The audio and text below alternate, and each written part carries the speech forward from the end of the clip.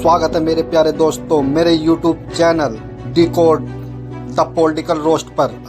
आज ठीक 1 महीना हो गया नरेंद्र मोदी की सरकार बने। आज ही के दिन जून में उन्होंने अपने पद की शपथ ली थी। तो इस 1 महीने में क्या हुआ? चलो भाई देखो अब मैं क्या करता हूँ। इस 1 महीने में जम्मू कश्मीर में 1 नहीं 2 नहीं 4 आतंकी मुठभेड़ों में 8 हमारे जाबाज और 10 हमारे लोग शहीद हो गए। यही नहीं, अभी और सुनिए।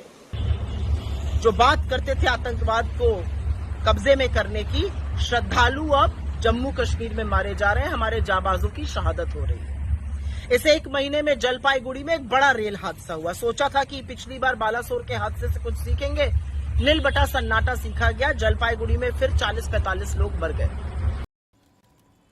साला ये दुख का खत्म नहीं होता बे। इस 1 महीने में पेपर लीक की तो मानो आपदा आ गई हो, महामारी आ गई हो। क्या बात है? और अभी तो रुको, क्लाइमैक्स अभी बाकी है।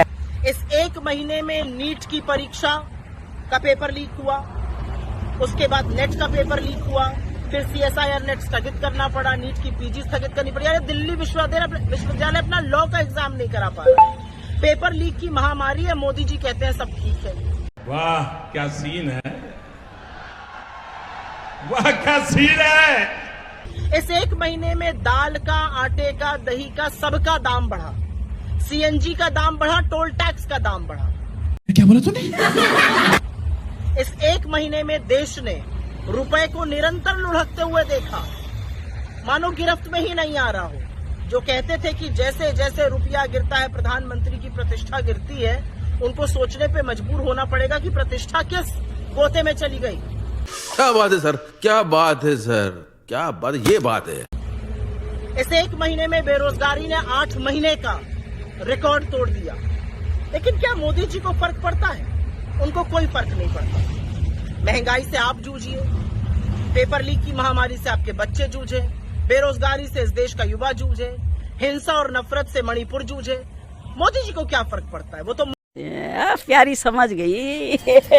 मॉस्को में है और मॉस्को में वो ज्ञान दे रहे हैं। मॉस्को में वो बता रहे हैं कि 3 साल में तीसरी बार में वो क्या क्या करने वाले हैं।